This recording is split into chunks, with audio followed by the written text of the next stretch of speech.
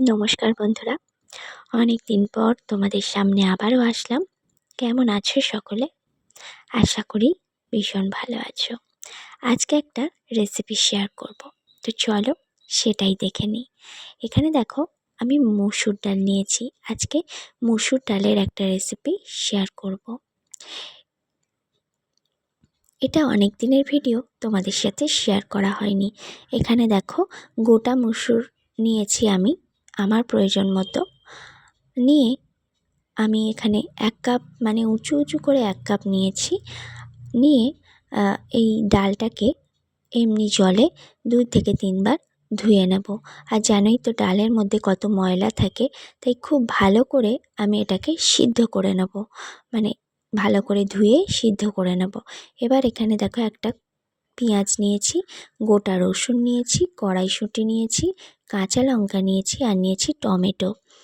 এইভাবে একদিন মসুর ডালটা বানিয়ে দেখো বন্ধুরা, পোস্ত বা যে কোনো কিছুর সাথে কিন্তু ভীষণ ভালো লাগে। তো দেখো, আমি প্রেশার কুকারেই ডালটাকে সিদ্ধ করে নিয়েছি।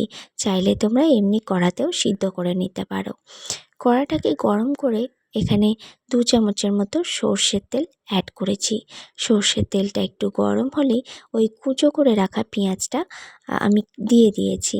ছোট ছোট করে কেটে রাখা পেঁয়াজটা দিয়ে আমি একটু লালচে রং ধরিয়ে ভেজে নেব।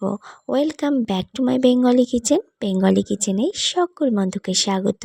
আশা রাখি সকলে খুব ভালো আছো। তোমাদের আশীর্বাদ এবং ভালোবাসায় আমিও ভালো আছি। তোমাদের ভিডিও দেখার সময় আমি দিতে পারি না, ভীষণ চাপের মধ্যে আছি। কদিন আগে সেটাও বলেছিলাম, ঠিকঠাক ভিডিও তোমাদের সাথে শেয়ার করতে পারি না। তো প্লিজ বন্ধুরা, সাথে থেকো, পাশে থেকো, কেউ যেন আমাকে ভুলে যেও না। তো দেখো, এখানে একটা শুকনো লঙ্কা দিয়েছি, 1 চামচের মতো দিয়েছি 5 ফোড়ন। আর এখানে রসুনগুলোকে কিন্তু আমি থেঁতো করব না বা গ্রেট করেও নেব না, এরকম গোটা গোটা রসুন কিন্তু তেলের মধ্যে ছেড়ে দেবো। এইভাবে মুসুর ডালটা একদিন খেয়ে দেখো বন্ধুরা, মুখে লেগে থাকবে। যাকেই খাওয়াবে এর স্বাদটা কিন্তু একদম অন্যরকম হয়। অবশ্যই কিন্তু ট্রাই করো। আমরা আলু দিয়ে, পেঁয়াজ আদা রসুন দিয়ে আমরা মসুর ডাল খেয়েছি, কিন্তু একবার আমি যেভাবে বানাচ্ছি সেইভাবে বানিয়ে দেখো, দুর্দান্ত লাগে। রসুন আর পেঁয়াজটা একটু লালচে রং চলে আসলে এর মধ্যে ছাড়িয়ে রাখা কড়াইশুঁটিগুলোকে আমি দিয়ে দিয়েছি। দেখো, কড়াইশুঁটিগুলোকে দিয়ে আমি একটু নেড়ে চেড়ে ভেজে নেব। সকলেই আমার সাথে থেকো, পাশে থেকো। নতুন বন্ধুদের আমন্ত্রণ জানাচ্ছি, প্লিজ সাবস্ক্রাইব করে পাশে থেকো। তো দেখো, কড়াইশুঁটিটাকে একটু নেড়েচেড়ে নিয়ে আমি টমেটোটাকে দিয়ে দিয়েছি। টমেটোটা একটু যাতে নরম হয় তার জন্য সামান্য পরিমাণ লবণ দিয়ে দিয়েছি। দেখো, লবণটা দিয়ে আমি কিন্তু আরেকটু রেখে দিয়েছিলাম। টমেটোটা একটু গোটা গোটা থাকলেই বেশি ভালো লাগবে। এবার আমি সিদ্ধ করে রাখা ডালটা এখানে অ্যাড করলাম। টমেটোটা খাওয়ার সময় যদি মুখে গোটা গোটা পড়ে, টক টক লাগবে। তাছাড়া রসুন তো আছেই, দুর্দান্ত হয় ভাতের সাথে। গরম গরম ভাত দিয়ে, পোস্ত দিয়ে বা যে কোনো ভাজার সাথে এই ডাল শেয়ার করবে, দুর্দান্ত লাগে। একদম অনুষ্ঠান বাড়ির মতো একটা স্বাদ হয়। একদম হালকা পাতলা রেসিপি, কিন্তু দারুণ টেস্টি। তো দেখো, এখানে আমি পরিমাণ মতো হলুদ দিয়ে দিয়েছি, আর পরিমাণ মতো দিয়ে দিয়েছি লবণ। আর এখানে আরও দুটো জিনিস অ্যাড করেছি যেটা আমি স্কিপ করে গেছি বন্ধুরা।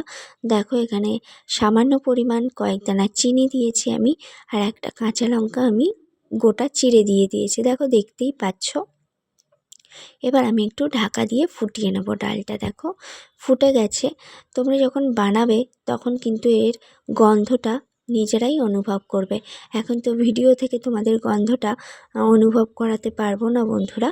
তো অবশ্যই যখন বানাবে তখন দেখবে দুর্দান্ত লাগে খেতে। এমনি তো পেঁয়াজ ফোড়ন, টমেটো ফোড়ন দিয়ে আমরা মুসুর ডাল খেয়েই থাকি, কিন্তু এই মুসুর ডালের স্বাদ একদম অন্যরকম। ওপর থেকে দেখো আমি এক মুঠো মতো ধনেপাতা ছড়িয়ে দিয়েছি।